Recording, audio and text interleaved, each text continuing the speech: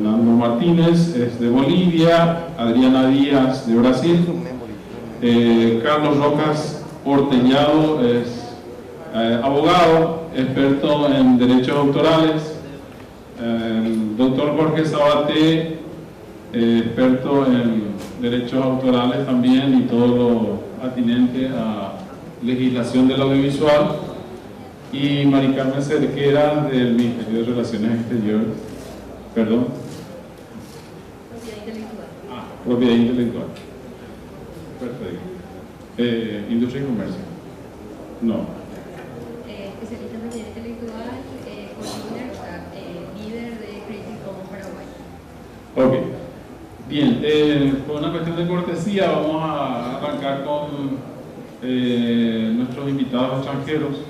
Entonces, planteando un poco en cuanto a las leyes referentes al audiovisual, un poco cuál ha sido la experiencia de otros países, en este caso el Uruguay, por ejemplo, que tiene una circunstancia geográfica bastante parecida a la nuestra y que, según lo comentaba Martín ayer en la apertura de TSAP, él veía esto, o sea, este momento en Paraguay como muy parecido a 10 años atrás, ¿verdad?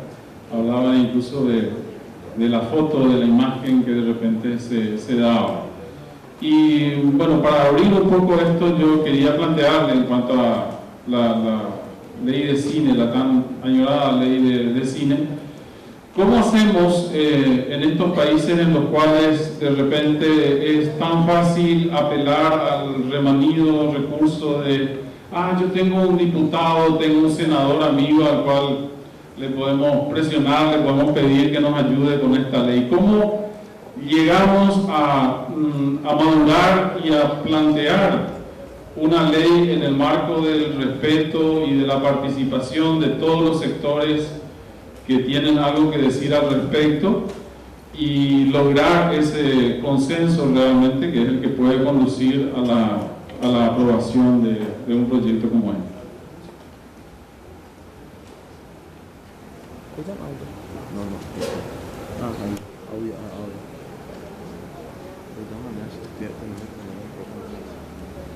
Hola, buenas tardes.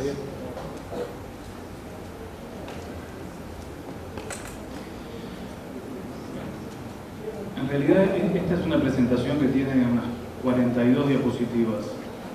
Voy a usar solo una que sienta. En realidad nosotros estuvimos participando en los últimos minutos de la mesa anterior. No pretendemos entonces aburrirlos y tratar de generar en estos minutos, bueno, una imagen rápida de lo que está pasando en algunos lugares, en Uruguay en particular, y lo que pensamos que puede ser replicable en otros lugares, tal vez Paraguay o no. Hay una primera noticia que hay que compartir, que no es ninguna novedad, pero me parece que es bueno, porque a veces se depositan muchas expectativas en los marcos legales, y lo primero que hay que decir es que las leyes no hacen a la actividad, no hacen cine, las leyes no hacen cine. Esa es una primera verdad que hay que tenerla bien clara, bien presente, cuando uno está, bueno, intentando resolver y tejer políticas públicas desde algún sitio en el Estado.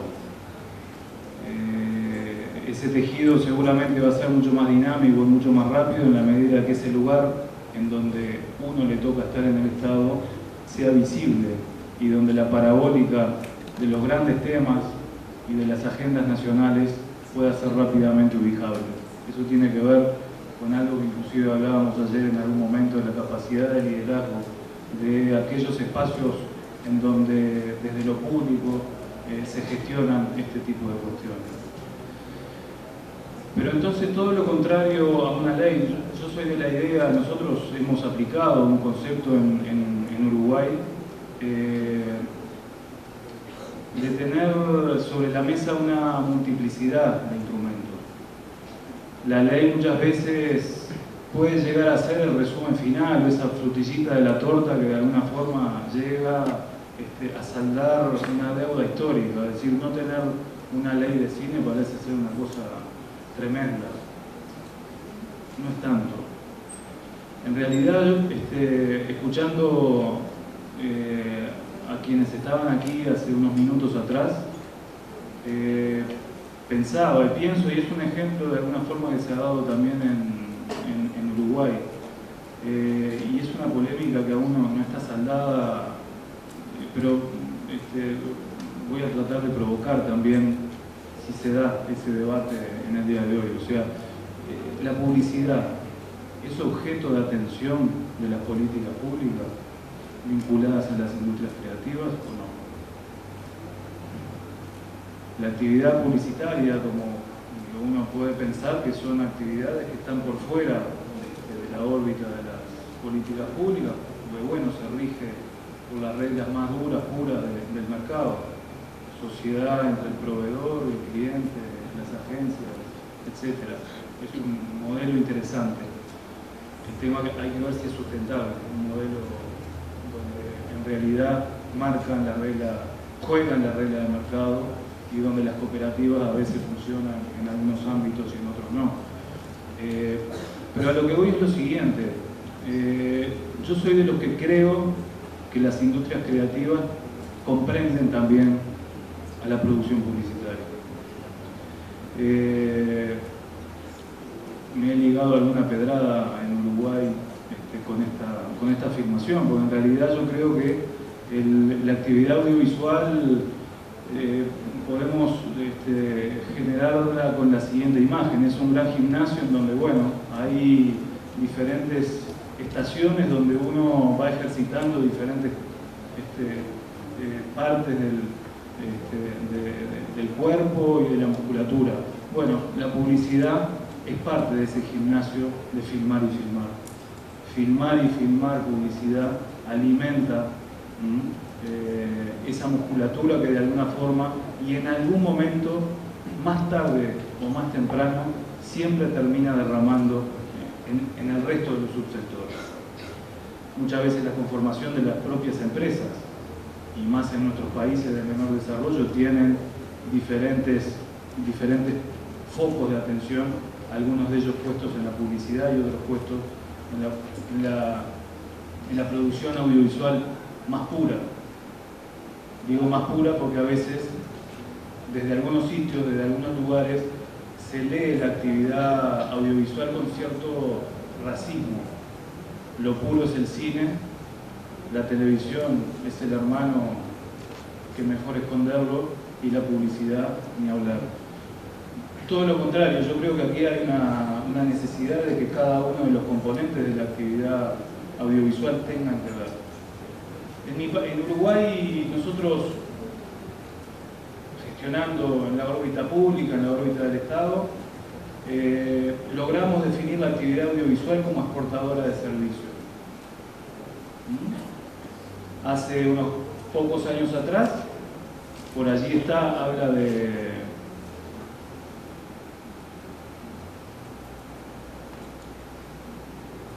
algunos temas de incentivo, pero y con esto de los costos, las modas que hay con respecto a dónde filmar y cómo, Paraguay es barato, Argentina tanto, Uruguay que también estaba esa lógica de lo barato, de los costos, etc.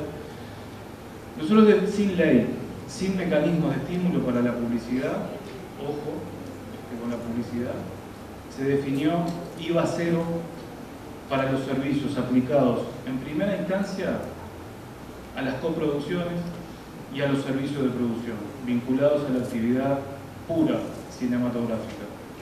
Un año después lo que hicimos fue extenderla a la actividad publicitaria. Se decreta entonces IVA cero para la actividad publicitaria.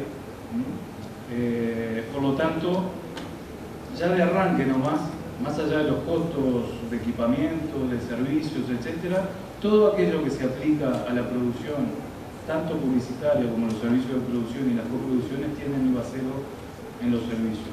todo lo que tiene que ver con arrendamiento de fierro, con contratación de recursos humanos, de recursos técnicos, tienen IVA cero. Entonces, ¿esto es ley de cine? ¿Esto es una ley de audiovisual? ¿O son cosas que se pueden hacer en cualquier momento, o mejor dicho, en aquel momento que haya voluntad política institucional y que haya, de alguna forma también, un contexto estratégico donde justamente se planteen de esta forma las cosas? Por eso nosotros, tratamos de traer esto de la mesa anterior, porque viene como anillo al dedo, digamos, en el concepto que nosotros hemos venido desarrollando en Uruguay. Aquí se trata de un pool de instrumentos, un conjunto de instrumentos, de estímulos, que combinan recursos directos, que combinan mecanismos indirectos. La ley de cine para nosotros fue una cosa que, pasó, se aprobó en el año 2008, por ahí está. Nosotros tuvimos dos momentos históricos donde irrumpieron algunos mecanismos de estímulo que favorecieron el desarrollo de la actividad audiovisual. Uno a mediados de los 90, fundamentalmente vinculados a un momento político institucional en el gobierno de la ciudad de Montevideo. Luego ya entrados los 2000 también en un nuevo escenario político institucional a nivel nacional, también se empiezan a generar otros instrumentos. La ley de cine, como decía, en el 2008, nosotros siempre concebimos este instrumento como una ley sencilla, programática.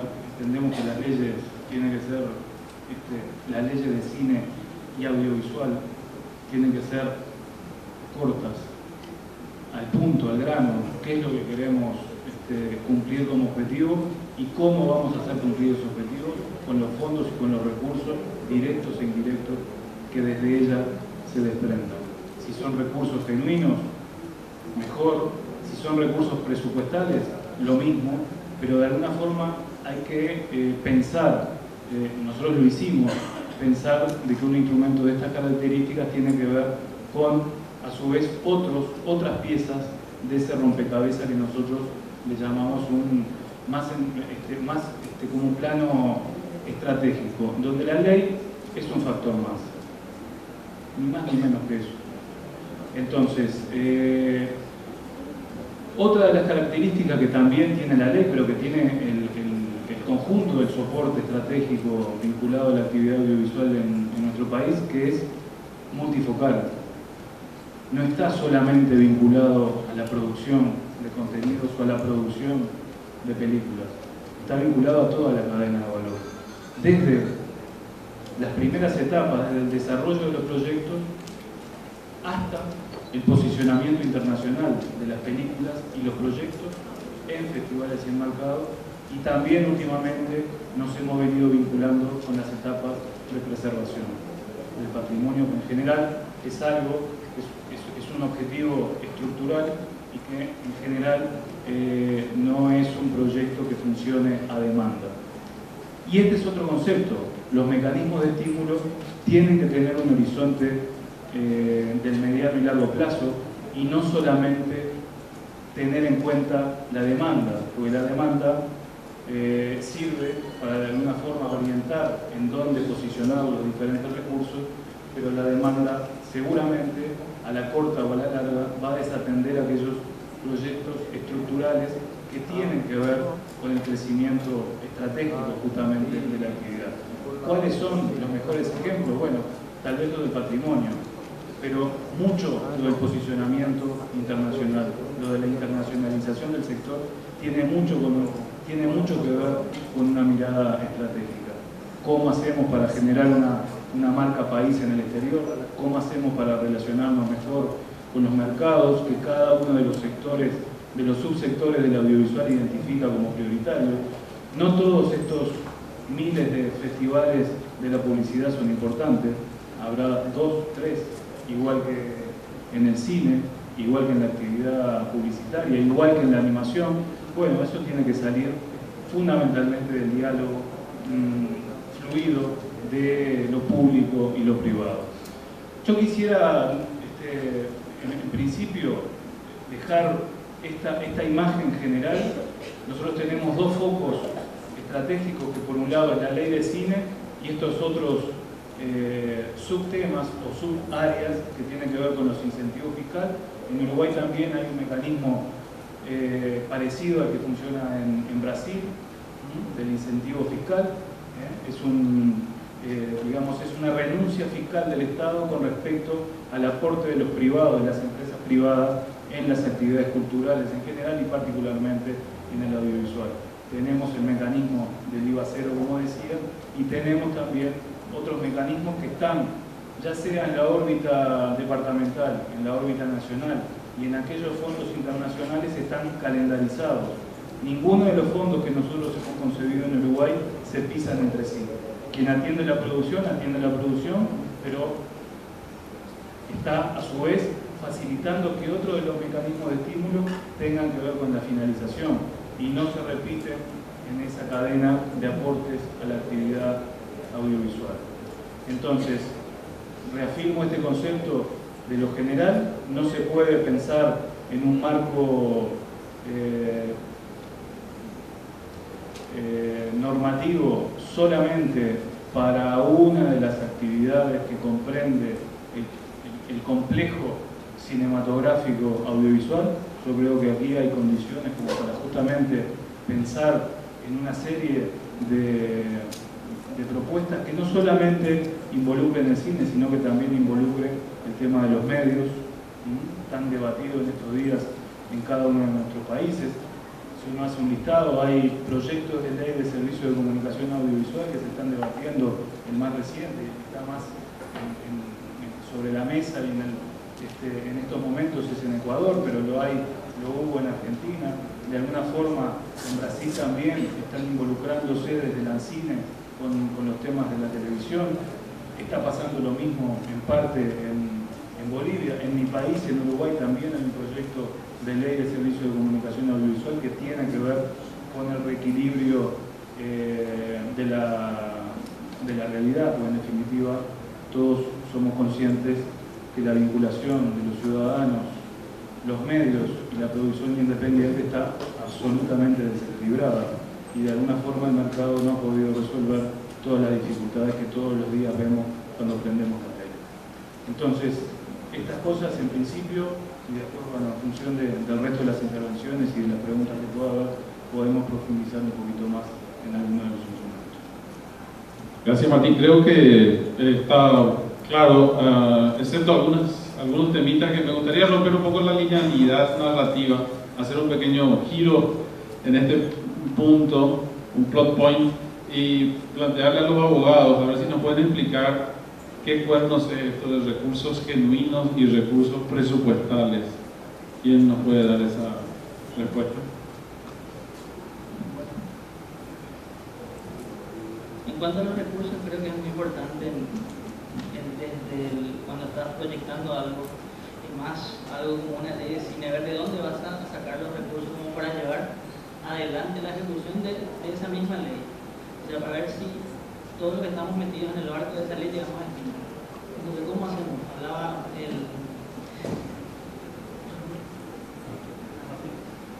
Martín hablaba justamente del tema de las excepciones fiscales. De repente es muy importante. ¿Por qué? Porque cuando nosotros armamos una ley de cine específicamente, o cuando la gente del medio en realidad está metida en este proyecto, se tiene que tener en cuenta no solamente el tema de la producción en sí de las películas. Eso implica muchísimos otros factores. Por ejemplo, ¿cómo conseguimos los recursos?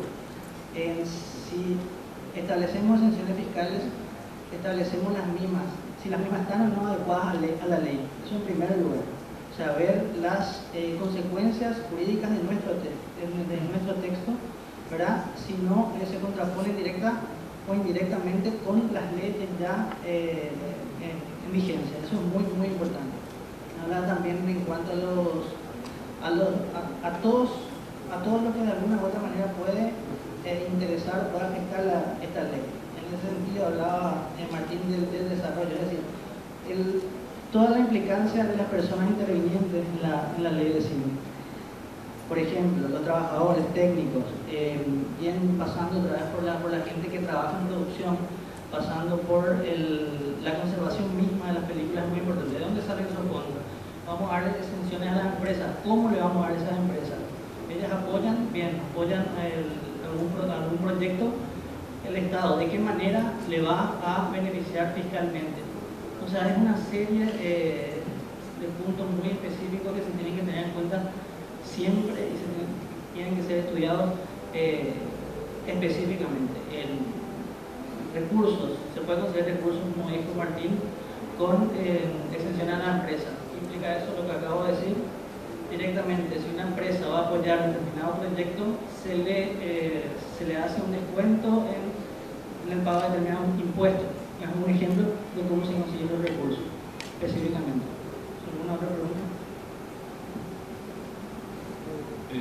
Adriana, desde la experiencia brasilera, ¿cómo hacemos para que Papá Estado no diga, bueno, ¿por qué darle a los del audiovisual? O sea, ¿qué nos dan los del audiovisual? Y ¿por qué no le damos a otro sector como a los que hacen zapatos o los que hacen leche? Así, ¿cuál es el retorno en el caso del incentivo fiscal que ha funcionado en Brasil, por ejemplo? ¿Podrías darnos un poco la visión de esa experiencia? Bem, boa tarde. Eu queria falar um pouquinho antes, assim, de chegar nessa lei de incentivo. A minha experiência é na área de educação. Eu estou falando em português, vocês entendem? Sim, porque eu prefiro, é mais confortável para mim falar em português. Se vocês não entenderem, vocês perguntam. Então, eu acho que o mercado audiovisual se forma por vários caminhos, né? Um que é a educação, que é prioritária, que é a formação desses novos profissionais. Outro que é a união dessas classes, dos produtores, dos montadores, dos diretores, que vão pleitear junto ao governo melhorias nas condições dos seus trabalhos e chegar até essas condições de leis do audiovisual. E a outra são as ações públicas, né? Porque você vai ter as leis audiovisuais para você conseguir fundos de financiamento, que existem os fundos nacionais e os fundos internacionais, que países como o Paraguai, que estão começando, já podem lançar mão desses apoios desses fundos internacionais. E existe a criatividade, que acho que é fundamental para o desenvolvimento de qualquer mercado, principalmente o mercado audiovisual. Eu vendo a palestra anterior de publicidade, por coincidência, antes de vir para cá, eu estive lendo um panorama de levantamento do crescimento da América Latina no mercado audiovisual, feito por uma empresa chamada Pricewaterhouse. E a Price determina nesse crescimento audiovisual da América Latina até 2015, que uma das pontas mais importantes desse crescimento é a presença de salas de cinema, a presença de salas de cinema em 3D e o crescimento da publicidade, através, principalmente, das mídias que vão preencher essas salas de cinema. E a banda larga da internet, que vai poder possibilitar, com esse mundo digital, o preenchimento e a criação de novos conteúdos e compartilhar esses novos conteúdos. Queria falar com vocês algumas iniciativas que eu acho que são muito legais, que estão acontecendo no Brasil. Lá no Brasil tem uma ONG que se chama Itznum. Itznum quer dizer sol do meio-dia, onde no sol do meio-dia ninguém faz sombra para ninguém. Então, o Itznum criou uma moeda que se chama girassol. Todo mundo entendendo? Sim. Então, o girassol é uma moeda onde as empresas privadas podem apoiar, sem leis de incentivo. Essa empresa privada, por exemplo, uma marca de roupa famosa existente aqui no Paraguai, ela pode direcionar 1% da roupa que é vendida para aquela moeda chamada girassol. E esse fundo vai sendo criado. Os projetos que ali vão sendo postados, você pode anotar e depois dar uma olhada no site do Itznum, é muito legal.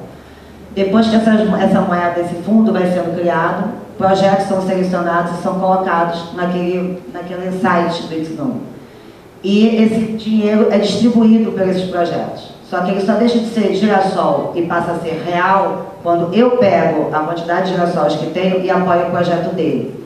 Então, isso começa a criar um movimento de um olhar o que o outro está fazendo. Isso é criatividade, isso é produção, isso é educação, isso é como você consegue iniciar um levantamento de um mercado sem depender única e exclusivamente do Estado. Então, aí se começa a criar um modelo de crowdfunding, que é um modelo novo, muito utilizado agora no Brasil, só que ainda de uma outra forma, sem lei de incentivo. Ainda tem o crowdfunding, que é um site chamado Queremos. Lá você coloca o seu projeto e as pessoas vão lá e doam, através do seu imposto de renda, de pessoa física, ou através do seu cartão de crédito, ou através de um depósito em conta. E você consegue viabilizar largos-metragens, curto-metragens, tudo através disso. Então, assim, eu acho que é importante a gente, acho que é um pouco do que eu vi, da minha ideia de ter vindo aqui, é poder mostrar para vocês como a gente está, o que está acontecendo no Brasil. O Brasil, obviamente, está um pouco mais à frente, a gente passa por 10 anos de capacitação lá dentro. A minha escola tem 10 anos formando profissionais de produção executiva. Hoje o nosso produto audiovisual é melhor do que há 10 anos passados, mas a gente ainda tem um problema muito sério de guion, de roteiro. A gente tem um problema muito sério de dramaturgia, apesar de todos assistirem às novelas brasileiras, dramaturgia ainda é uma questão no Brasil. Nós ainda não consideramos que temos uma boa dramaturgia.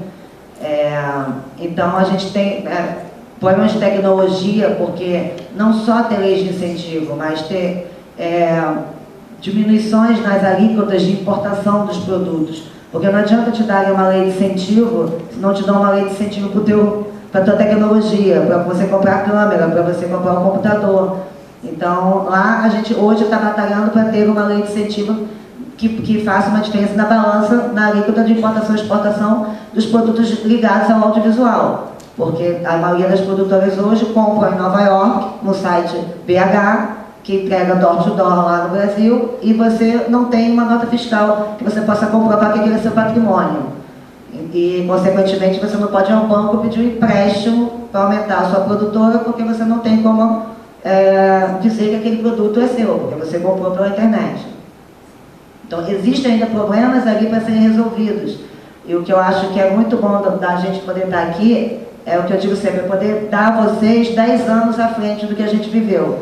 10 anos de problemas que nós passamos e que vocês não precisam passar, podendo ter essa troca com a gente. E podendo chegar no mercado digital já, produzindo e usando essa banda larga, essas novas janelas de publicação, a internet, a TV, o mobile, a tela de cinema. Vocês têm muito mais janelas, entendem janelas? Ventana, do que nós tínhamos há 10 anos atrás, quando começamos. Então, eu acho que vocês são muito novos, eu vejo que é uma plateia absurdamente nova, tecnológica com certeza, e o exercício da produção audiovisual, ela começa com o seu celular, com o seu mobile, aonde quer que você queira. O que precisa é você ter o seu grupo, ter a sua criatividade, uma vontade de produção e buscar, obviamente, ferramentas para você se capacitar dentro das universidades, dentro dos movimentos, dentro dos congressos e dentro das uniões das classes, sempre. Para poder conseguir que esse governo possa proporcionar leis de incentivo e leis fiscais para que esse mercado audiovisual cresça. Eu acho sim que o mercado audiovisual é uma indústria tão grande quanto a indústria de sapato e a indústria de eletrônico. É considerada a terceira maior indústria do mundo, né, perdendo para a América e para a indústria me fugiu? Então, assim, essa terceira indústria é o que hoje movimenta quase todo o mundo. Se você pensar, mais ou menos 30% do PIB brasileiro é gasto em entretenimento, 30% do salário de um brasileiro é gasto em entretenimento. Então, você gasta muito mais em entretenimento do que você gasta em sapato, do que você gasta em alimento, do que você gasta em farmácia. Farmácia também, no Brasil, é muito caro, não sei aqui, mas farmacêutico, a segunda, a farmacêutica é a segunda. E farmácia, por exemplo, é uma indústria absurda no Brasil. Eu digo que lá só tem hipocondríacos, porque eu nunca vi ter tanta farmácia. Os grandes cinemas ou viraram farmácias ou viraram igrejas lá. Então a gente está tentando retomar isso. Os maiores cinemas gigantes que nós tínhamos, que tinham que eram cinemas teatros com 2.500 lugares, hoje ou viraram igrejas evangélicas ou são farmácias gigantes, de 3 andares para não sei para quê. Mas, então assim, eu acho que sim, é possível entender que essa indústria, ela não é só uma indústria de fim de tela, mas é uma indústria gigante, com uma cadeia produtiva imensa, que vem do maquinista, do eletricista, do técnico de som, do técnico audiovisual, de quem vai distribuir o filme, de quem vai atuar, da pessoa da moda que vai fazer o figurino. São milhões e milhões de pessoas trabalhando dentro dessa indústria. E é uma cadeia produtiva que precisa de todos, não só do criativo, não só do executivo, mas da parte técnica também. Então, a capacitação, ela vai ter que começar a correr por todos esses anos. Porque não adianta você ter ótimos diretores e não ter bons atores. Não adianta você ter ótimos atores e não ter bons diretores. Não adianta você ter um ótimo filme e não ter um acordo de colaboração com outro país para distribuir ou para fazer o seu filme ou para conseguir com que o seu filme saia do seu país. Então, existem, de fato, uma necessidade grande de listar quais são as prioridades e as necessidades básicas do crescimento desse mercado paraguaio, para onde que se começa, para onde que se caminha, e usando muito bem a experiência dos vizinhos que estão do lado para encurtar todo esse processo que eu acho que vocês vão ter que passar por aí. É isso. Alguém de mais?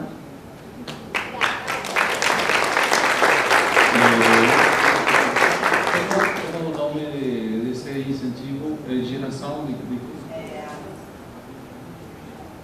A ONG que faz o Girassol se chama It's Noon, que é sol do meio-dia em inglês. E a moeda se chama Girassol, que é girassol. Girassol. É uma flor no Brasil, uma amarela, girassol. E essa moeda hoje está movimentando a cultura de uma forma muito diferente, porque você começa a não ser tão dependente da lei de incentivo, tão dependente do Estado para poder gerar produtos culturais. Obviamente a gente não está conseguindo gerar largos metragens ainda, mas o exercício de poder ter curtas metragens sendo feitas a partir de uma moeda é uma experiência nova e que está funcionando muito bem. E o Queremos também, que é um site que basicamente quase que de shows e curta-metragens.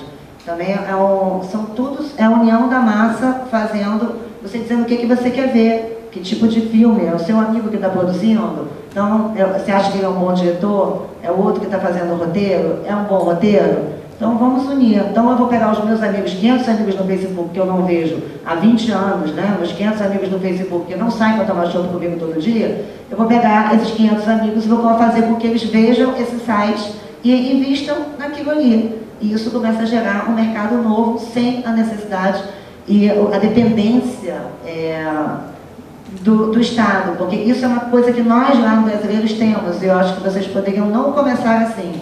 Hoje, se tirarem as leis de incentivo, não sei se nós temos mercado audiovisual. Então, é muito importante poder desenvolver em paralelo as leis de incentivo, que são leis de fomento e não de dependência, um mercado que possa se criar uma produção independente de fato, porque hoje no Brasil a produção é dependente da lei audiovisual. Ela não é uma produção independente. Independente ela vai ser quando o It's Noon e o Queremos virarem de fato ferramentas de fomento. Gracias, Adriana. Bueno, creo que nosotros manejamos mucho en Paraguay el tema de derechos autorales en cuanto a la parte musical, poética, ¿verdad? Pero el gran paso en el cual todavía no estamos bien plantados es en los referentes justamente audiovisuales. En ese sentido, el doctor Carlos Rojas Horteliado, que está en Interartist, una organización flamante, nueva en Paraguay, nos puede dar un poco un panorama de esa parte que a nosotros nos atañe tanto, ¿verdad? En cuanto a guionistas, productores, directores, actores, actrices que necesitan también un respaldo a su obra. Carlos.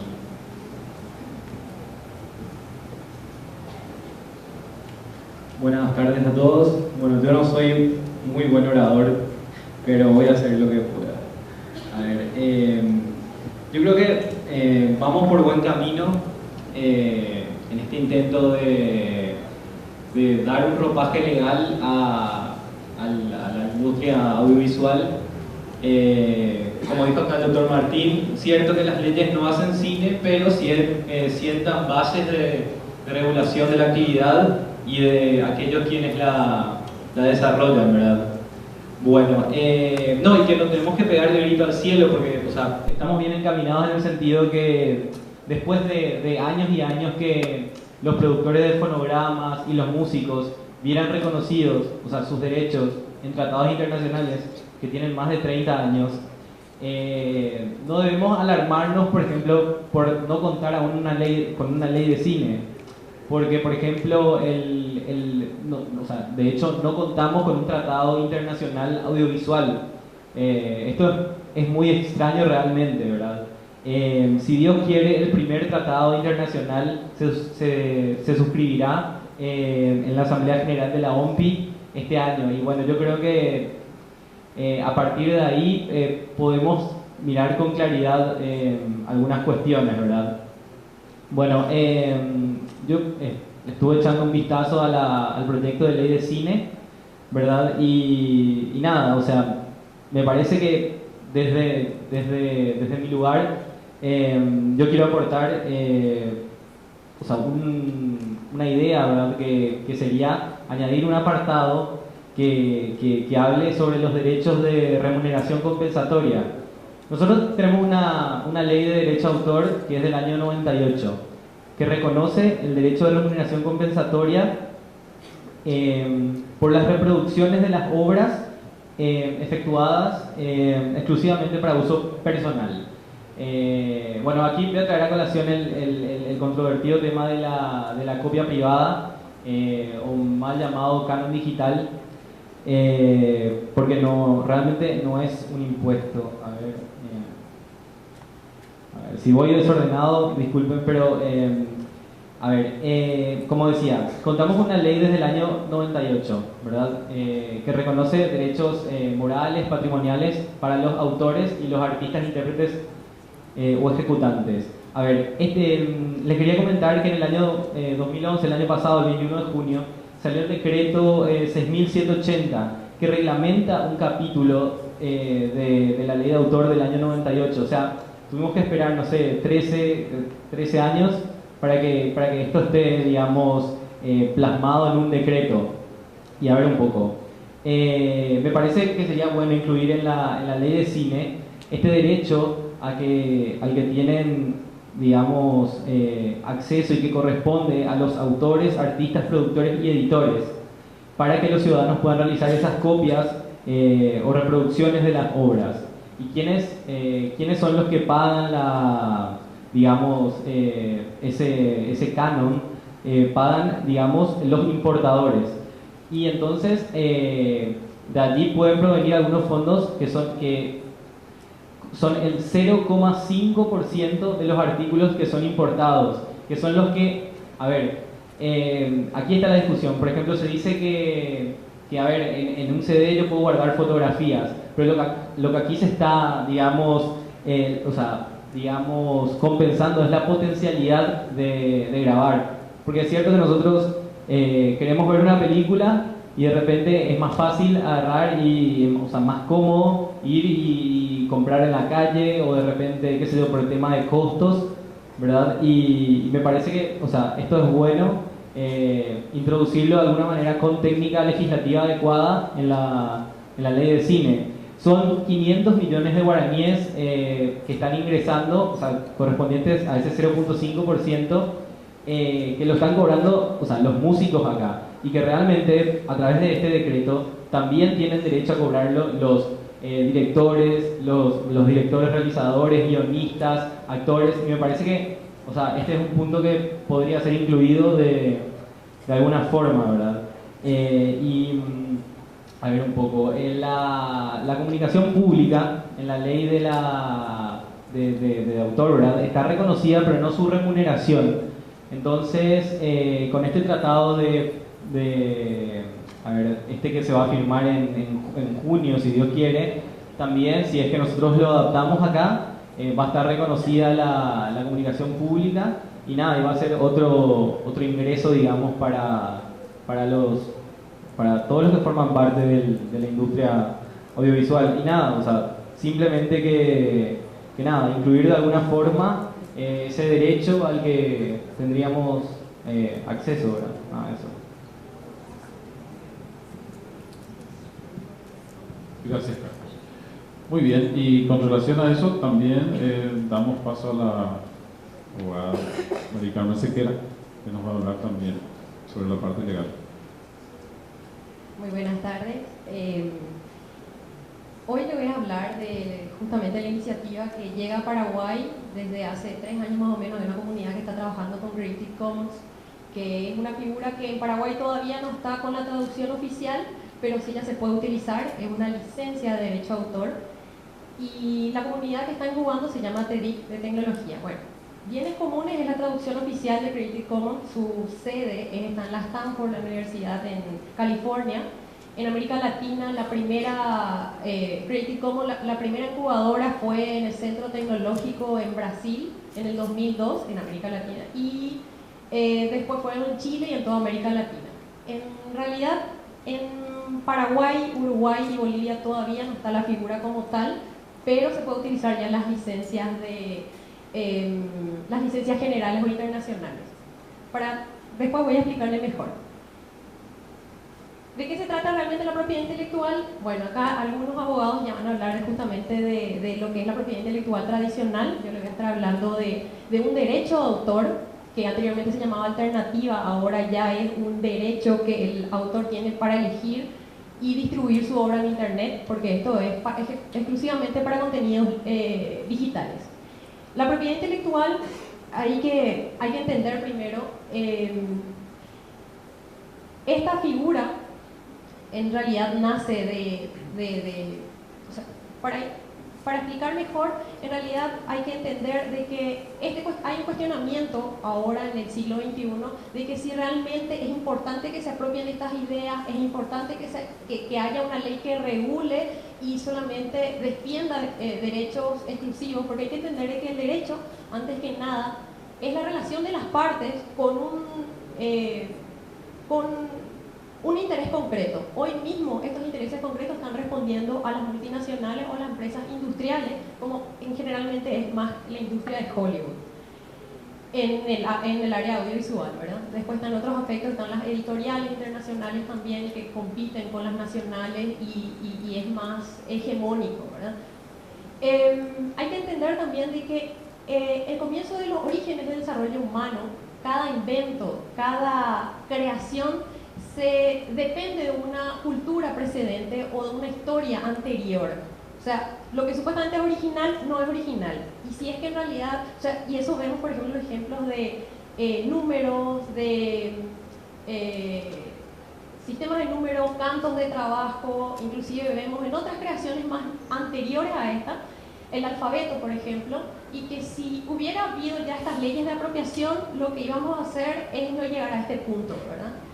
A lo que hoy estamos. Hay que entender de que la fuente, todos nosotros consumimos de una misma fuente, un patrimonio de la humanidad, de la creación de una cultura universal en la cual todos estamos siendo enriquecidos por millones y millones de personas y millones de generaciones. La propiedad intelectual está dividida en dos aspectos muy generales. Está la propiedad industrial, que todos conocemos con la parte de lemas comerciales, marcas, patentes, y después está la parte de derecho de autor. El derecho de autor, como les decían, o lo van a seguir exponiendo, derecho de autor tradicional es la que regula todos los aspectos legales de la apropiación de lo que es, lo que presenta una obra, lo que se presenta en audiovisuales, videoartes, etcétera, en toda cualquier obra, y esto lo defiende la Convención de Viena de 1886, que bajo cualquier formato que uno crea una obra está protegida automáticamente por copyright o derecho de autor, que es la que nos conviene. Bien, acá vamos a ver los tratados ratificados por Paraguay dentro del derecho de autor. Las lilas son en realidad las que a nosotros nos conviene leer, o al menos toda la gente que está en audiovisual, sí es importante que al menos le echen una leída, o al menos sepan qué es lo que está regulado acá en Paraguay y ratificado, porque esos son tratados internacionales. Es importante también ver el perfil de lo que es la propiedad intelectual tradicional. Sucede en la Organización Mundial de Propiedad Intelectual, sucede en Ginebra, en la central de la ONU, y hay que entender muy bien de que a partir de 1995 cambia el perfil de lo que es cultura, porque hay un tratado que se llama TIC, que es la Organización Mundial del Comercio, que son los acuerdos sobre los aspectos de derecho de propiedad intelectual relacionados con el comercio. Significa que ahora la cultura es una mercancía. A partir de ahí, ahora todavía no hay una colisión todavía de la OMPI con la OMC, pero se nota la tendencia que está teniendo. Principales leyes de Paraguay sobre propiedad intelectual, acá vamos a ver, tenemos la de derecho de autor, patentes, la que más nos importa es el de la producción, reproducción, comercio de fonograma, derecho de autor y derechos conexos.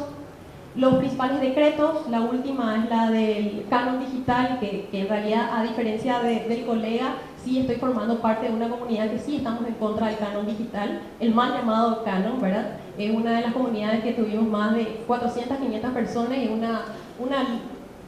una queja, tanto jurídica y no, ¿verdad? De la mal redacción en primer lugar y segundo de un conflicto, de una realidad que existe hoy en el mundo, porque en España fue el boom, en Argentina también se pudo atajar y en otras partes de América Latina, y bueno, Paraguay ni siquiera hubo un debate inclusive. En realidad es importante hablar sobre estos aspectos porque por más que uno habla sí, está en la ley, pero se decretó, pero no porque está en una ley, o sea, perdón, la que estamos conversando, está en la ley, dice, claro, está en la ley, le da la potestad, pero ahora mismo esta ley o este reglamento no está respondiendo a una realidad. El canon digital se crea bajo una compensación de las obras originales, o sea, no significa que yo me vaya a la plaza, compre algo pirateado y pase a mi DVD. Eso no, eso se llama piratería. El canon digital en realidad es la compensación de una obra original, significa que si yo me compro el CD de Flow y quiero ir a trotar, no me voy a ir con mi disco a ir a trotar, me voy a ponerme un pendrive y me voy a trotar. Bueno, eso es lo que yo estoy pagando. Una copia privada que el derecho de propiedad intelectual también me da la oportunidad, o sea, me da la posibilidad de hacer una copia privada. El conflicto es que justamente el canon digital es justamente de que la gente que tiene que pagar son los exportadores, pero en la realidad somos nosotros los que pagamos, los ciudadanos, porque hay un efecto cascada, ¿verdad? Que los productos que uno dice hay un 5% que se va a pagar por estos productos, pero en realidad se va al producto más pequeño. Yo me compro un iPhone que tiene una capacidad de 8 GB y yo tengo que pagar sobre el costo, no sobre la capacidad de almacenamiento, por ejemplo. En comparación a uno que me va a salir un modelo mucho más barato, un Samsung que no es iPhone, sale mucho más barato y capaz tenga 16 de almacenamiento, pero yo sigo pagando el 5%, ¿entendés? O sea, hay muchos conflictos, hay muchísimas... hay un problema también de recaudación, ¿verdad? Porque la que está recaudando no es el Estado, es una sociedad de gestión, no paga fisco, o sea, no paga, bueno, no importa, o sea, si hay un conflicto. No paga. Lo que pasa es que el sistema de distribución también dentro de esta sociedad de gestión es de que cuando uno recauda esa cantidad de dinero, se distribuye en un star system, significa de que los más famosos nomás se van a ganar y no la gente que está inscrita realmente, porque hay una posibilidad de que en eso sean los que estén, ¿cómo se llama? En eso es lo que supuestamente se cree que se está copiando más, ¿verdad? Bueno, eso creo que es un debate más alto. Perdón, el poder de fuego tiene un logo de propiedad intelectual, claro. Bueno, perdón. Sí, pero el canon digital es un aspecto más general que la parte audiovisual. Antes que nada, claro, el poder de fuego tiene un lobby de propiedad intelectual, sí, es importante. Cuando uno entra a internet, uno sabe que hay mucha manipulación de mucha información. Así apareció el ALCA, así apareció el SOPA. Estamos en una comunidad bastante grande también de Paraguay, que estamos en contra de SOPA, apoyando a la gente en Estados Unidos, ¿verdad? Y mucha manipulación también y mucha mentira, porque imagínense desde la lógica de lo que es el lobby grande que se siente que está en una crisis mayor, por eso ponen videos diciendo de que si robas una película estás matando la creatividad, y eso es muy importante.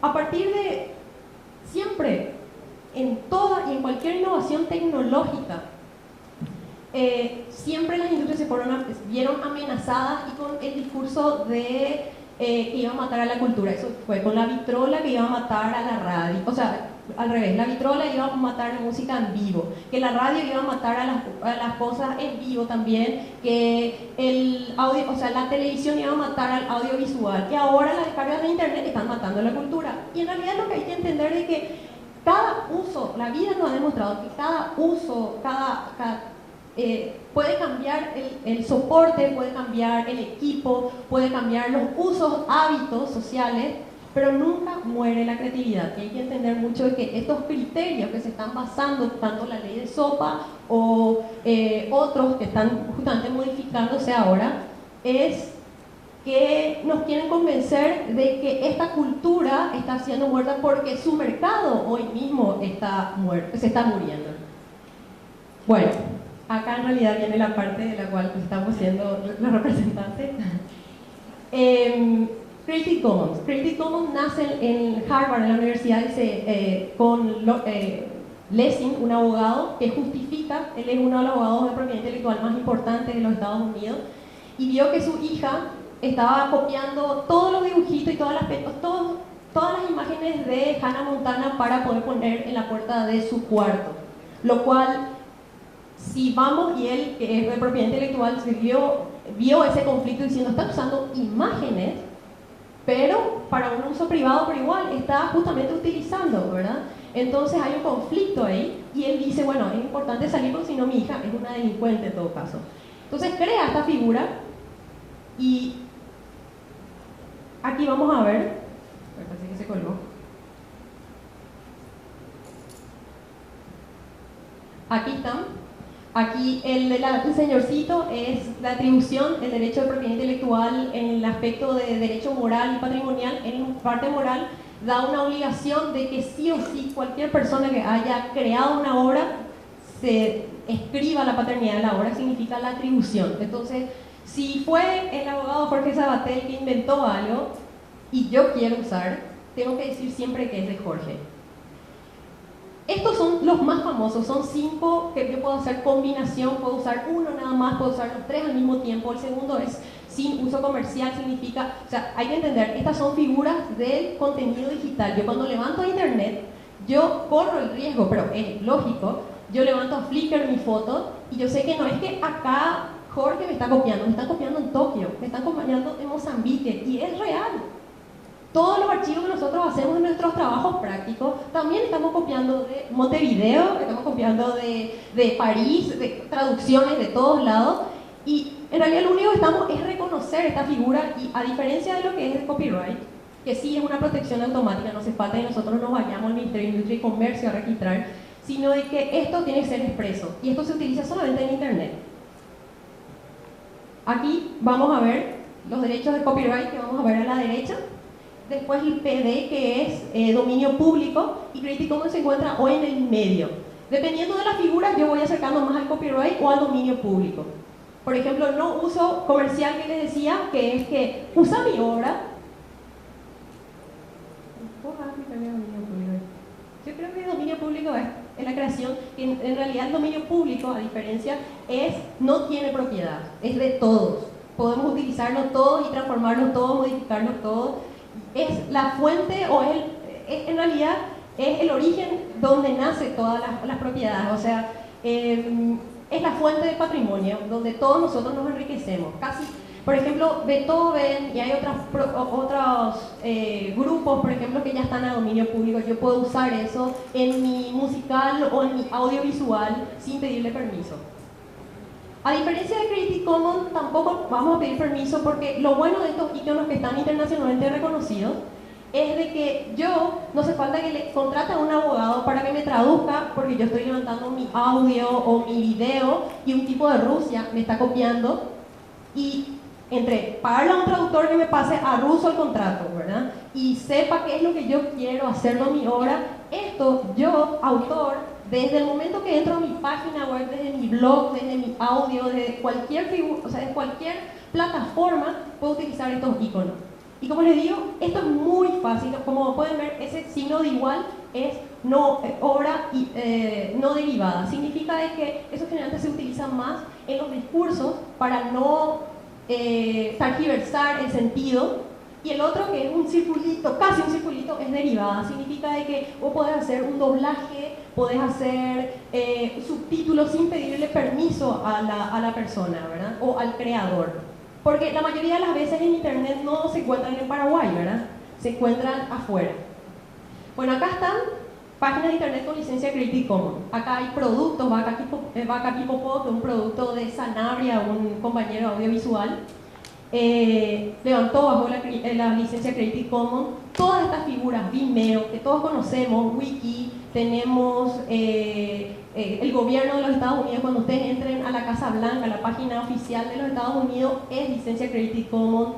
Tenemos festivales en Madrid y Barcelona de Creative Commons de audiovisuales, festival de audiovisuales. Tenemos productos también acá en Paraguay, por ejemplo, Juan Cobarde, que era una lucha contra la violencia doméstica, que era un centro de cómics. Las películas, está YouTube también. Hay que entender que lo más importante es de que hay demasiada abundancia de información dentro de internet, y decir que es copyright tu obra, lo que vas a hacer es que la gente no mire. Hay demasiada sobreabundancia, ¿verdad? Lo que significa que estuve averiguando con unos colegas en Estados Unidos que me pasaron el dato que en YouTube, solamente en YouTube, no estamos hablando de Vimeo, otros tipos de plataformas donde la gente levanta audiovisuales, levantan 48 videos por minuto. ¿Quién va a tener tiempo de ver al menos el de una hora? Nadie. ¿Cómo vos llegas a llamar la atención con tu audiovisual y ser el famoso en ese momento? Y eso es lo más importante. La ventaja de esta nueva forma de distribución que es internet, y con estas nuevas licencias, lo que facilita es de que en realidad se vea tu película, porque si utilizamos la forma tradicional, que es copyright, y en formatos no internet, ¿verdad? Lo que hace es de que mi obra esté 2 o 3 semanas inclusive en la sala de cine y muera ahí, nadie más después ve. Pero si yo pongo en internet con estas licencias, hace de que pueda, porque es un lugar muy descontrolado, puede o morir o puede sobrevivir a cada 3 años. Podemos ver videos, por ejemplo, de que hace 4 años que se levantó y le ponemos en el Facebook, y después tiene un nivel de visita o de reproducción de casi 1000 a 5000 visitas. Eso es lo más espectacular de esta licencia y lo que es la internet. El crowdfunding. Esto es lo más interesante de Creative Commons. Cómo uno financia sus obras de audiovisuales. Hay que entender que ahora es un furor en toda América Latina, en el mundo inclusive. Bergami, Indiego, por ejemplo, acá vemos la obra de una amiga paraguaya que levantó en Nueva York. Y Ciaramí, de Tiempos Nublados. Y esto es un sistema de que si es que yo pongo plata, lo interesante es de que yo no solamente a los estados o a Hollywood, que sí tiene una industria de $80.000, millones de dólares para financiar una película, algo que sabemos que esta no es nuestra realidad, nos basamos más en un estado de comunidad. Y esta comunidad, por ejemplo, el crowdfunding, que en realidad lo que hace es financiar el 5 a 10%, vos le vendés, levantás tu obra y decís, hola, mira, si te parece interesante mi obra, podés dar $5, $10 y te doy la producción. ¿Qué significa? Te doy un pequeño contrato de producción bajo Creative Commons, que es lo que la figura que vos te haces dueño también parte del producto, o sea, de la película de Aramí en este caso, pero le das todos los derechos de licenciamiento, que es lo que si ella consigue plata o si ella llega a vender, te va a tocar ese porcentaje que pagaste, pero vos no le podés bloquear. Iron Sky.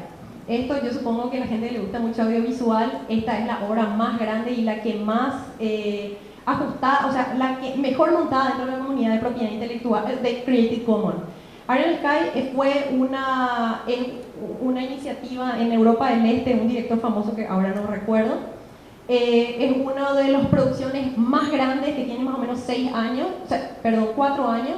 Nace en Cannes diciendo, hola, esta es una película que quiero hacer, mi guión es esta y ¿quién me puede ayudar? Sabía que Hollywood ni la industria europea iba a estar apoyando. La parodia es una comedia en realidad de los nazis que vienen desde Marte. Está muy buena la película, el guión también. Y lo más interesante es que cuando levantan el tráiler es que te da la posibilidad de que vos, tanto en Paraguay, en cualquier parte del mundo, puedas modificar y hacerla de acuerdo a lo que vos quieras. Te pasan partes de la película y vos haces tu propia edición y haces versión Paraguay, con doblaje y todos los derechos de Creative Commons, ¿verdad? Acá más o menos es como se financió. Miren, son 300.000 euros la gente dio. Y acá son los lugares donde los espacios que sería muy interesante que la gente mire. Peliplay, African Film, son todos bajo licencia Creative Commons. La gente es una plataforma donde todos podemos levantar nuestras películas y ahí es un lugar de un servidor donde la gente puede publicar ahí. El British, o sea, el Consejo Británico, fue muy interesante la experiencia la semana pasada, levanta con películas de los años 40, 50 y 60 bajo Creative Commons. O sea, pueden adquirir a casi 12.000 obras de la Segunda Guerra Mundial de audio, la cual ustedes, audiovisualeros, pueden editar, pueden usar y hacer lo que quieran, no solamente reproducir, hacerlo en un festival, sin necesidad de decirle a ellos, hola, quiero tener esta licencia y puedo reproducirlo. O sea, eso es lo más interesante, ¿verdad? African Film es muy interesante también, es un centro de la librería de millones y millones de películas africanas. Tiene algunas modificaciones, también es Creative Commons, uno puede reproducir también, distribuir también, pero creo que hay un costo de $2 y creo que te da una posibilidad de reproducirlo casi una semana o menos, o sea, creo que son 72 horas, algo así. Y bueno, esta es la recomendación. Para la gente que sí le gusta estos espacios, está Good Copy, Bad Copy, Remix, Manifiesto y Copiar Maldito, son todos bajo Creative Commons, estas películas que dieron vuelta al mundo. Hoy esta gente levantó a Creative Commons, no tenían financiamiento, pero estos se pasan viajando por todos lados del mundo, primero porque están utilizando una nueva tendencia que es la licencia Creative Commons. Por ejemplo, Copiar Maldito es un documental que te enseña cómo utilizar esta licencia en sus documentales, lo cual facilita de que pueden bajarlo, es gratis, eso sí se puede descargar, también Rapid, Manifiesto también, y explica cómo se remixa y cómo es el mundo ahora de remix, o sea, reconoce el remix, que todos somos basados en una cultura precedente, y lo cual tiene que ser mucho más libre la forma de distribución de las obras. Y bueno, acá está el Canon, que es la comunidad que nosotros formamos parte, que estamos en contra del canon y bueno, disculpen que les haya... Muchas gracias. Gracias, Marisol. Bueno, en este punto, con esta nueva perspectiva que nos dio Mari Carmen, bueno, tenemos la opción de hablar con Fernando Martínez, de conocer un poco la experiencia de Bolivia, pero no sé si ustedes se habrán quedado con la curiosidad de saber qué piensa Jorge Sabaté al respecto. Vimos que ya se sacó el saco, un poco parece que subió la temperatura en la mesa. ¿Tenés algo que decir, Jorge? Bueno, tanto Creative Commons como el derecho puro y duro de autor son opciones que tiene el autor directamente. O sea, puede ser tan bueno para un autor Nobel, Creative Commons, como para un autor que tiene una trayectoria. Él elige. Eso es importante. La soberanía del autor de elegir cómo proteger su obra. En ese contexto, creo que no hay que sacarle eso al autor. Para, qué sé yo, un director Nobel, la licencia Creative Commons es espectacular. ¿Por qué? Porque, como decía Mari acá, vos te evitás todo el engorroso entre comillas, hará trámite de hacer las sesiones de derecho. ¿Por qué? Porque vos, al ver la simbología que tiene el material, sabes qué podés hacer con ella. Si puedes copiarlo, nombrando al autor, si puedes transformarlo, ahí ya te deja en claro todo lo que puedes hacer. Entonces, es una herramienta interesante para ese tipo de personas. Ahora, yo creo que para aquellos productores que realmente están en la industria, invierten millones y millones de dólares, no les sirve tanto, o a no ser que lo hagan como hobby. Entonces, repito una vez más, que me parece que el autor tiene que decidir. Y mucha gente no vota a favor, vota contra. Yo no estoy a favor ni en contra. Yo estoy a favor generalmente de lo que quiere mi cliente, normalmente, y creo que son dos aspectos que se pueden llegar a complementar. En ese sentido, en Creative Commons, como dijo Mari, se ofrecen ya licencias para todo el contenido digital.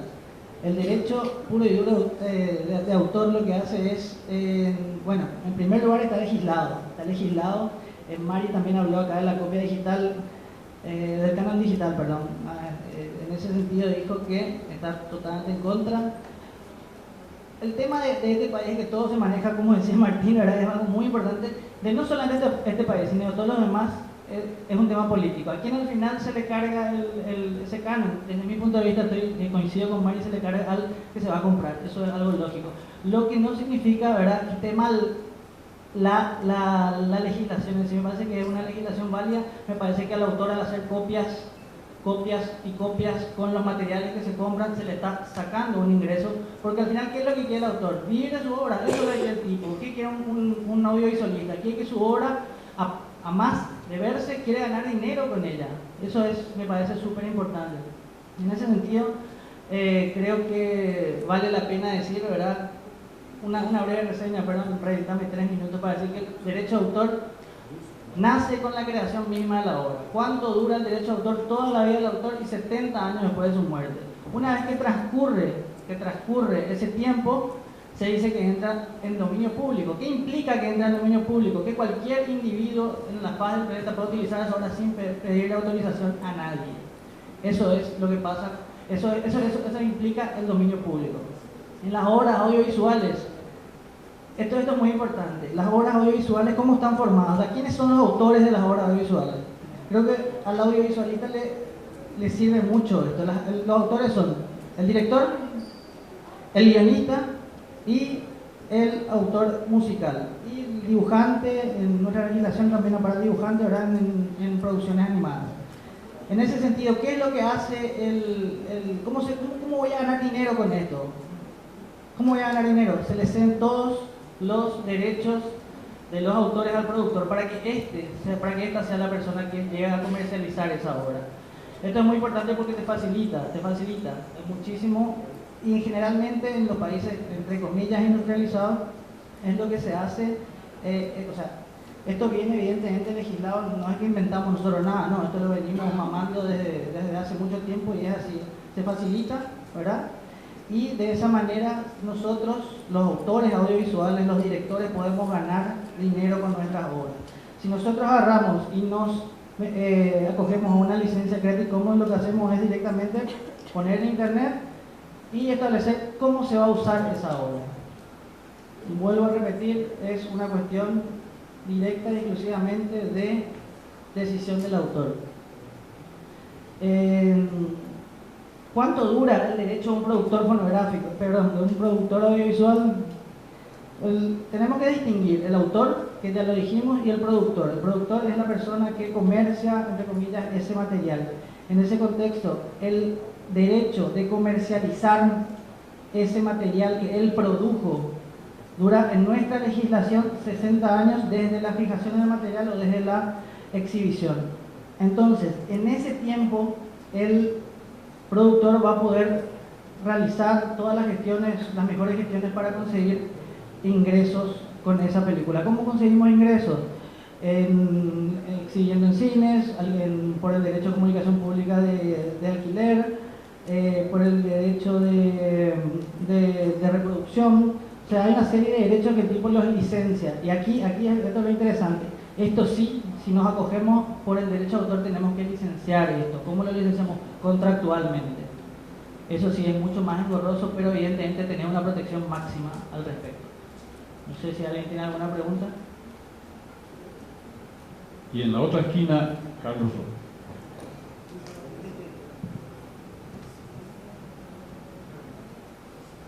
A ver, no, me parece que, bueno, no sé si es el panel para hablar de esto, ¿verdad? Pero me parece que el debate esté instalado, me parece sano, uno de un lado o del otro.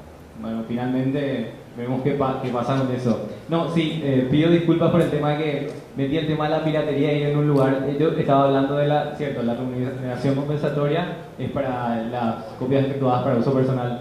Eso lo subsano y le doy la derecha. En lo otro no le doy la derecha, pero es una opinión, no sé. Como me decía una vez un jurista, si la Coca-Cola que vos pagás por 5.000 guaraníes, ahí está incluido también la publicidad que uno ve tan cara y tan linda y que te vende finalmente el producto. No sé, son opciones. Igual, o sea, formas de pensar. El tema es ese, nada. Bueno, buenas noches, creo ya. Siempre que los abogados se ponen a discutir temas nos hacen escapar a varios, ¿no?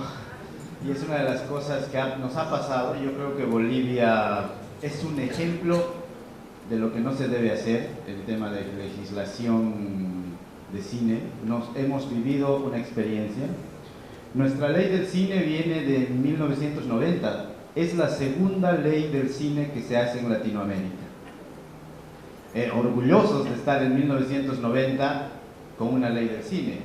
Vamos hacia un rápido contexto histórico. Bolivia, antes de 1980, antes de las famosas dictaduras de Latinoamérica, era un país totalmente estatista. Todo era del Estado. De pronto las dictaduras nos llevan a una hiperinflación.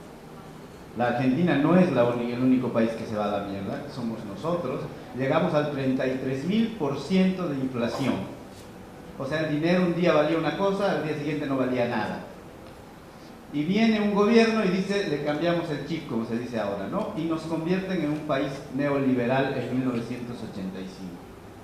En Bolivia se habla mucho de un decreto supremo que es el 21060, donde nos da la oportunidad de entrar al libre mercado.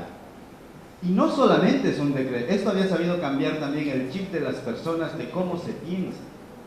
Entonces, en 1990, llega una ley del cine donde el propio sector acepta que en uno de los artículos de la ley del cine diga: el Estado por única vez dotará al Consejo Nacional del Cine $1 millón y que lo debe dar en forma de préstamos rotatorios. Esto nos ha llevado a entrampar. El año 2000-2004, que ha sido el último préstamo del CONACINE, ha creado una deuda impagable de ciertas películas. Entonces, de pronto una generación nueva dice: pero nosotros también queremos compartir de esa torta que ustedes están partiendo, o que se han partido. Y cineastas reconocidos de nuestro país estaban siendo vistas por el Estado como deudores. Esto nos ha llevado a un vacío, a una crisis, y además el tema de la agenda solamente era ese en Bolivia. La crisis, la deuda, las nuevas generaciones que no estaban... Queremos que los deudores paguen, que paguen con intereses. Una pelea generacional se abrió en Bolivia. Pasado esto, y me pongo a pensar en unos grafitis que se leían hace 2 años en la ciudad de La Paz, donde decía: el cambio no es para ustedes, el cambio es con ustedes. Y creo que de eso hemos estos últimos 2 años aprendido a ver. Estamos discutiendo nuestra ley del cine.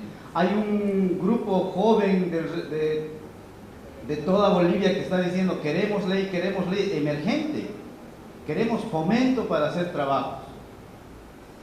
Obviamente, pero el fomento no solamente es plata. El fomento no es solamente que haya de agarrar a los productores y darles dinero. Fomento es mucho más complejo y se está discutiendo entre un grupo emergente que quiere plata, queremos producir de alguna manera, y todo lo que la presencia del Estado es importante. Y todo lo que nos hace estas nuevas tecnologías, el internet y demás, todo lo que viene. Pero no podemos mirar hacia adelante sin mirar todos nuestros propios errores, ¿no? Y Bolivia está en ese proceso. Y también está en un proceso de redefinición de la sociedad. Un país que tiene 36 etnias indígenas, grupos indígenas, no son etnias, grupos y vivos. Es por primera vez que tenemos un presidente indígena. Entonces la sociedad también se está redefiniendo. A veces se entrampan las discusiones de la ley del cine en que se tienen en Bolivia, pero eso que diga plurinacional. No se olviden que Bolivia tiene una nueva constitución donde reconoce que Bolivia es un estado plurinacional. Y uno dice, ¿una ley de sector tiene que tener el concepto plurinacional? Y hay unas discusiones de redefinición de las cosas. Las leyes se están redefiniendo en el país y uno dice, ¿el país que hacemos es para hoy o es para nuestros nietos? Porque no queremos pasar lo que hemos pasado desde 1990, cuando nos decían, ¿no?, que todo tenía, cuando nos vendieron la idea de que todo tenía que ser autosustentable, donde nos privatizaban las empresas, donde el Estado ya no debía ser parte de nada. Entonces, creo que cuando se discute o se habla de una ley del cine, tenemos que hablar o de una ley del audiovisual, porque ahora no solamente hay que restringirla al cine como tal. Y remito a un gran director que dijo a principio de año en Chile: el cine ha muerto, nuestra tarea es reinventarlo. Y todos tenemos que estar en esta tarea en cada país. Cuando los abogados hablan de derechos de autor, en Bolivia uno empieza a pensar, y se está empezando a discutir la ley también de derechos de autor, con los derechos de autor de los pueblos indígenas. El uso de imagen pública, de servidor público en acto público. Cuando cuentas una historia que pasó y manejas ciertos conceptos de marca, lo que en Estados Unidos le llaman el uso justo. Cada obra tiene un complejo mundo. Latinoamérica, y justo hablábamos con los compañeros aquí antes de venir, ha entrado en un boom del documental. Para los Estados Unidos, para un productor de Estados Unidos, si yo agarro un paneo aquí, debo tener los derechos de toda la gente que está aquí. Ese es el mundo ideal. En Latinoamérica no pasa eso. Realmente, con todo esto de los derechos de autor, de las cosas de los abogados, uno dice, ¿y así quiero hacer audiovisual? Entonces, en Bolivia hemos comprendido que el aporte de lo privado debe estar de mano de lo estatal. Porque no nos pueden dejar el Estado ahí, y no es porque nos apoyen, porque seamos minusválidos, feitos, no sepamos ni leer ni escribir. No es eso. Son reglas, nos deben dar la cancha y nos deben rayar la cancha igual para todos. Y es por eso que exigimos la presencia del Estado. Pero si nosotros tampoco aportamos a eso, el Estado tampoco son unos gurús que lo saben todo y son el papá Estado que debe darnos todo, y las leyes no hacen cine, y ni un cineasta representa o salva la cinematografía de un país. Vamos de la mano. Y esto es estrategia, a veces muy desordenada, como la que hemos empezado en Bolivia, porque la hemos empezado muy desordenadamente, que se ha ido ordenando en el camino, y ahora parece, espero que llegue, parece que tenemos un norte en nuestra reforma de la ley del cine y audiovisual. Regular contenidos de la televisión, que dejemos de ver, no es porque sean malas ni nada, solamente telenovelas mexicanas, telenovelas brasileñas y películas de Hollywood. Que veamos también nuestros contenidos. La televisión boliviana no produce, sigue exagerando, el 95% de la producción es de afuera. Solo produce noticieros y revistas. Entonces, si los jóvenes no tomamos parte activa de una ley que implique y que vea el futuro, esto de los derechos de autor no va a servir de nada. Van a seguir llegando gente que va a venir, va a filmar a gente de los pueblos indígenas y se vaya. Hay una etnia en Bolivia, una de las pocas pequeñas en el área de los Andes, que son los Urus. Esa comunidad no permite que ni bolivianos ni extranjeros ya entren a filmar. Desde 1949 han entrado gente de un lado, de otro lado, prometiéndoles va a cambiar, si les filmamos su vida va a cambiar. Nunca ha cambiado. Entonces, ya en cierto enojo, esta comunidad ha dicho, no queremos saber de nadie que nos venga a filmar, ni documentalistas, ni tal, ni bolivianos, ni extranjeros. Entonces hay que comprender ese complejo mundo en el que cada sociedad se desenvuelve. Para terminar, hay una frase de un padre de un padre español que trabajó en Bolivia, fue mártir de la dictadura, y es como nuestro también papá del cine en Bolivia, se llama Luis Espinal, y él decía, lo más universal que somos, es mostrar lo que nosotros somos. No debemos tratar de parecernos a nadie. Debemos contar nuestras historias, cómo somos, con nuestras complejidades.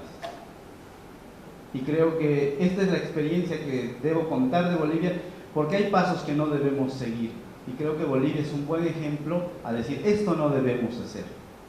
Ahora estamos encaminados y creo que esa es la vía de poder encontrar en las nuevas generaciones, uniendo a las viejas, dejar de esa lucha. Nosotros hemos tenido una lucha generacional entre los que se llevaron el fondo y las nuevas generaciones que no tenían nada. Entonces, el cambio no es para nosotros, es con nosotros. Y América Latina creo que está en ese proceso.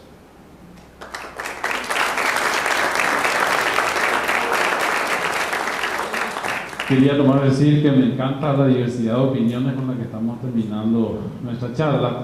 Esta película va a tener un final abierto porque, bueno, ya se nos acaba el tiempo, pero mañana volveremos a tocar dentro de políticas del audiovisual del Paraguay, cuando hablemos de mercado internacional, etcétera.